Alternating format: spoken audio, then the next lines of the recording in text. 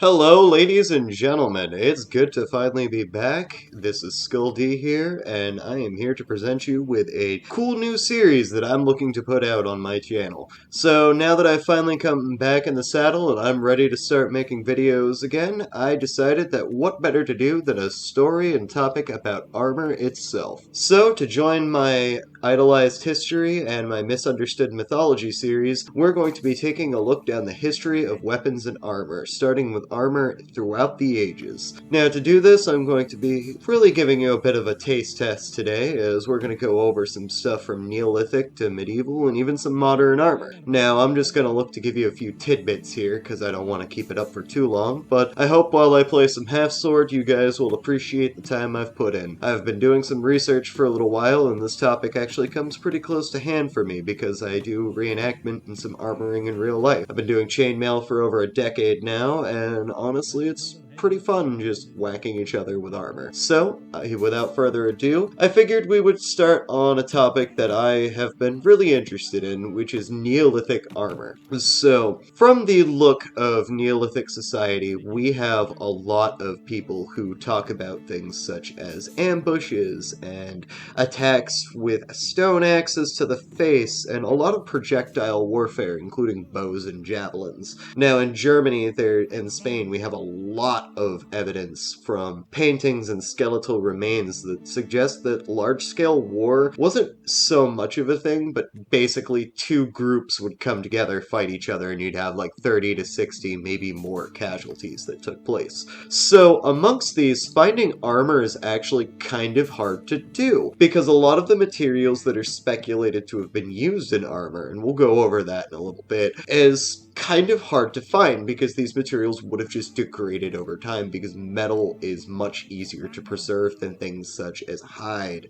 leather, woven materials. But we do find examples and stuff like the Amesbury Archer that showcase that there was armor. We find wrist guards that had stone on them that would have been either more useful to protect from the effects of using a bow quickly, which is obviously if you are using a bow improperly or you're trying to use it quickly, you run the risk of cutting onto your own arm with the string. And we have found historical evidence of these things. They are little wrist guards, they are in the shape of it, they have little stone bits, and they would have been attached by hide or something or other, which suggests that theoretically there would have been armor at least by the late Neolithic era, which overlaps with the early Bronze Age, because we're talking about the beaker culture, and this would be especially prevalent in the early Bronze Age. But after doing a little bit of research, it's one of those kick-in-the-butt moments with history where you start to realize that they are kind of overlapping each other, so some cultures were just exploring more to do with copper and everything.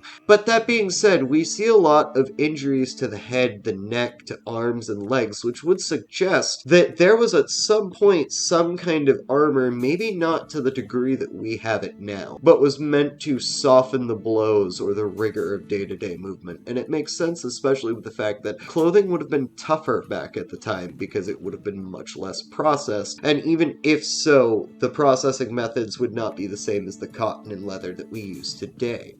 So, honestly, going into the speculation of this armor, I feel that there would have been a lot more use in camouflage, so basically trying to weave a bunch of items together like cloth or, straw and other plant materials so that you could blend in with your surroundings. Not quite as a ghillie suit, but maybe more of cloaks and face paints and things like that, which aren't armor to the traditional sense, but they're armor against the eyes. It obscures your vision and makes it so that you're able to be protected from whatever's looking around. However, a large thing that I do have to say is it's very evident through Neolithic things that the existence of helmets was most likely non-existent. There is lots of injuries to the head, there's lots of circumstances that you'll find where it's just, yeah, a helmet probably would have done better, but these are all things that you see later on into the Bronze Era. Now, I don't want to get into the Bronze Era really right now, because I believe that that is a good topic for a different time. However, we can see from Neolithic roots that the need for armor was definitely there. There was aggression between tribes. There was aggression between groups of people who, as agriculture started up, obviously they needed to settle down. They couldn't just flee because there is an entire different form of warfare that takes place where basically hunter-gatherers would fight in these long-distance nomadic warfares where one group would try to retreat and just be attacked and ambushed on and on. But as people started to settle down, fortifications and standing armies began to become more of a thing, and with the existence of professional soldiers comes the need to protect these professional soldiers. So it's only a natural assumption, and I'm willing to be wrong, there's really no historical evidence that could support or deny the existence of it, that hide armor and things of that nature would have definitely existed to some degree, if not to just people who were very skilled at the time. Now, saying that finding wrist guards to protect your wrists from being slashed by bows and having full articulated armor is a large stretch. However, we do have evidence in the same book that we find, mention of the Amesbury Archer, of elaborate dress being used in warfare, which could be defined in a couple ways, but to me that expands on the idea that there would have been some kind of traditional wear that might have protected the user, at least from the idea of minor blows. Now, would they have protected from arrows and things like that? Most likely not. However, against stone weaponry, physical blows, clubs, and things like that, one can only guess that because people walked away from this, it might have been partially to do with the thicker padded armor that they might have been wearing, or the hide that was stitched in. However, all of this is speculative and existential on the idea that the Amesbury Archer and their stone wrist guards were more prevalent than we have evidence to suggest that they are.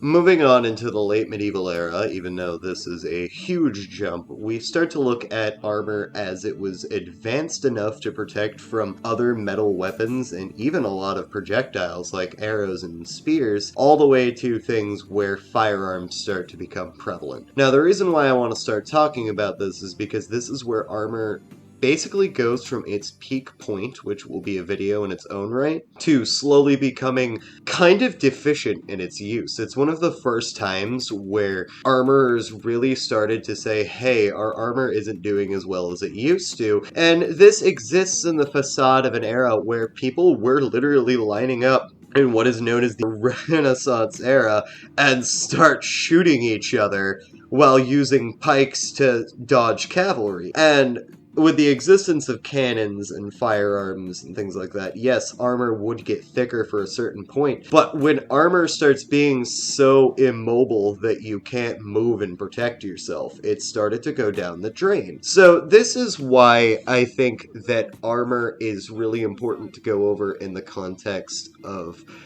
sometimes we need it more than other times, and sometimes it's so cumbersome that it just gets removed. Like in the World Wars, in World War I, there were sapper units that would essentially wear plate mail armor that would protect their chest and throat from incoming machine gun fire when they were attempting to set up explosives to take out trenches. These are some of these slower units in the war and would just end up getting pinged by a bunch of machine guns anyways. This is why the Russians stopped using that particular armor style. And other examples, you have situations like Ned Kelly and you have the Polish Hussars, which both of them would get involved in a hail of gunfire wearing metal armor and would persevere to a certain point. However, there is a reason why we have the last charge of the Hussar, and there is a reason why Ned Kelly was eventually stopped. These individuals who defended themselves upon their large-scale metal armor found that in a world of rapid evolution in projectiles, we are really no different than how we were in the Neolithic era. We can only either become more visible or we can protect ourselves from certain damage types. But armor is not impenetrable, no matter how good it is. Not in the height of its era, not at the worst of its point, not even today. And that's why I think it's so important for us to look at historical armoring techniques. Because there is times, like, to be honest, metal armor in the European era is quite thin. It's usually about 4 millimeters thin for certain places. And by the time of gunfire, this would have been doubled reinforced with better techniques to kind of make it harder for bullets to penetrate. And even then, with all of its points of mobility, its lightness, its ability to protect you from sword blows,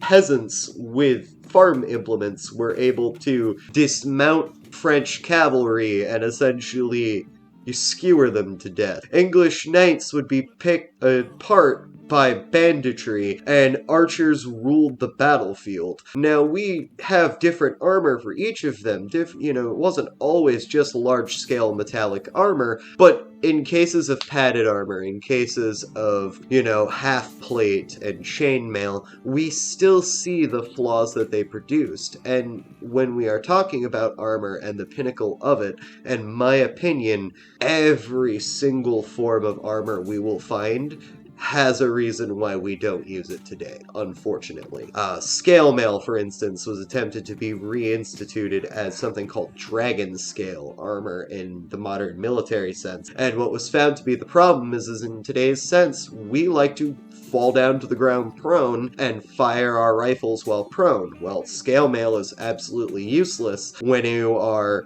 condensing all of it together on the ground. It stops being useful for what they tried to do. And getting into that, we start to find that there are reasons why armor devolved to the way it is now.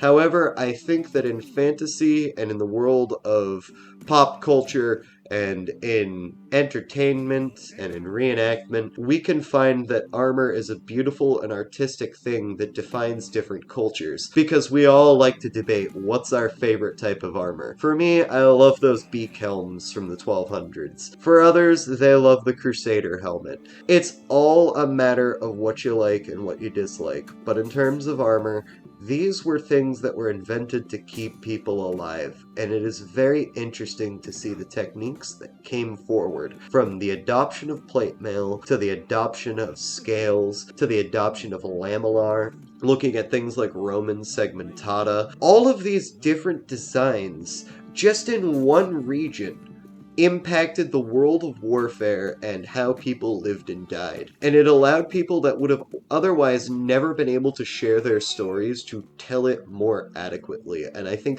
that in itself is more culturally important than some of the other things that we could talk about, like weapons. Moving into the modern era, armor has seemed to have taken on a new role, protecting our soldiers from bullets and explosives, from shrapnel and any other extreme circumstance, but also come in the form of ecological protection, such as hazmat suits and basic everyday things like PPE. It's interesting to see how armor really has adapted to become more of an everyday thing, and what really could be considered as armor. Would we consider the rubber gloves that we wear to protect ourselves from chemicals and spills to be armor? Would we consider the masks we wore during COVID-19 to be a form of armor from biological contamination?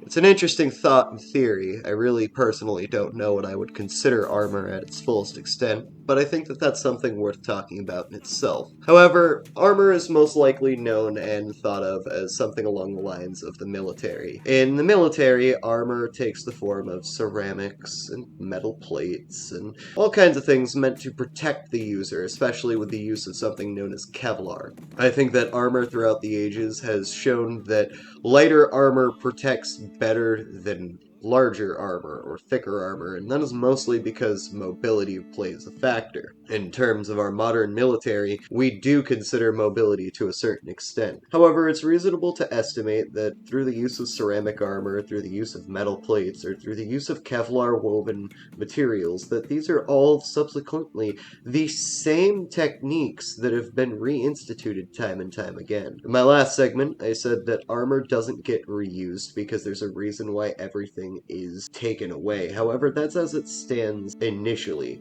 Evolution in armor is something that always will take place. From those stone wrist gauntlets that were worn by the archer way back in that Beaker culture war, all the way now to a situation where someone can wear a ceramic plate, in essence, a stone piece that would protect you from a large explosive or a heavy round. That is the same essence as armor was back then. To keep someone alive and to make sure that they have a means of going home and telling their story. However, armor is also much more than that. It's become a sign of authority, it's become a sign of patriotic duty, it's become a sign of defense and of law. And I think that armor has also become something of an air of mystery, because we all imagine the bank robbers with the, Kevlar vests on. We all see police officers with their bulletproof armor on, or bullet resistant, I should say. At the end of the day, these armor types, they're symbolic of something that has always existed. It's symbolic of these periods of point in time where we look at professional people that can protect us from those that cannot. It is down to the basic need to stay and fight for your property. So as it exists today, I speculate that it would exist back then, and I speculate that armor will exist in the future. I'm hoping to see that armor exists in a more interesting light. Even now there's advancements such as liquid body armor, which is using non-Newtonian fluid to get basically hit and turned from a liquid to a hard material. There's advancements in different types of Kevlar that have been soaked in chemicals. There's new ceramic alloys and everything else that can come out and showcase that armor is still viable in the modern age. However, we see it somewhere else. Chainmail was once used primarily as a protective means against slashing weapons, and even now, with a decade into making it, jewelry and cosplay have been some of the two places where I have found armor to be most prevalent. We find it in fantasy, we find it in media, we all like it in D&D when we can put our character in full plate armor or some leather equipment. And I think that armor in fantasy is just as prevalent as armor in the future, because it showcases what creativity drives us forward. So I beg to ask the question, how interesting is armor really, and what does it look like throughout the ages?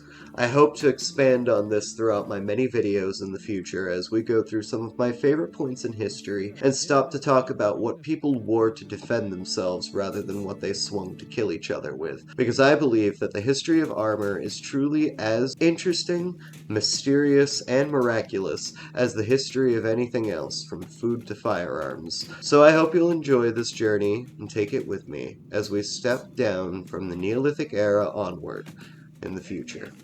Before we conclude, though, we're going to talk about a few things. First of all, I want to talk about the different techniques in armor that we're going to be talking about, such as the processing of metal plates, how alloys from bronze to modern steels, and even some different things that aren't really well talked about came through. I'm not looking to just focus on European history, but I hope that we can use European history as a start to branch off as I learn more about different things such as Asiatic armor styles from Japan, Korea, China, and onward. I want to look at things from Africa, such as the different ornamental armor, as well as very real concepts that were used, as well as armor examples we have from Native Americans, as well as other Polynesian cultures that a lot of people don't want to talk about. I think that armor is an interesting concept all in all. I hope that you all would agree with me on that, and if I'm wrong with anything, feel free to call me out on it. I'd be more than happy to release a video where I correct any knowledge. Some of the citations I used for this are going to be listed pretty soon, and we will be talking about them in full for a brief minute, as I believe that each of them needs some time. For this video, I did a lot of research regarding Neolithic armor in particular, because it was a field of research that I hadn't been on before. I wasn't even sure if I would find anything of note and interest, because Neolithic armor is really hard to find anything on. But I think that a book called The Warfare in the European Neolithic by Jonas Christensen is a really good topic to start because it gets you on the way to learning about the Amesbury Archer. The Amesbury Archer is something I learned at the wessexarch.co.uk. I'm going to include a link to it, and they talk a lot about the actual unburial as well as have pictures that I hope to include in the video. There's a lot of really good information in these two documents that showcase what really human-on-human violence looked like at the time, and in my opinion, from an armorer's perspective, why armor would have been a really important thing. I mean, honestly, I got really excited when I was finding just anything, looking for any real scrap and being like, I just don't want to go at this with pure speculation. And then I find the Amesbury Archer, and it's like, ah yes, we finally have something here. It's just a little scrap of something, but it's here, and I'm really happy that we can look at that, but I think that beyond that, it's really important to look at a lot of this with speculation, because going off of one contemporary find of one culture's wrist guards is really unfair to then say that everything had armor. I was going to talk a little bit more about it, but I remember a video by Skolagrim which talked about Neolithic weapons and armor, and while I haven't been able to talk to him about that personally because I don't know him, I think that it really sparked my interest initially on the subject itself. I think that Neolithic people would have definitely had something to protect themselves, whether from the environment, from, just dying of the cold, and thus, padded clothing is heavier, we can protect ourselves with a jacket, with a knife. But moving on from that, I wanted to talk about the other sources in here, which include the talking about with warfare in modern times and how protective clothing and modern body armor can be really just gone over at the Britannica website without getting into a lot of technical details. And that will give you a really good history and oversight of ballistic armor and all of that, but I plan on going over that in a future video. Finally, I wanted to give full... If you're looking to pay some money and get into it, there is the 100 Years' War, a widespread, which is a really good topic to talk about medieval armor and how that functioned at the time. They have a lot of contemporary evidence and a lot of specific manuals that you can find that will talk about the implementation of armor, how armor was affected during combat,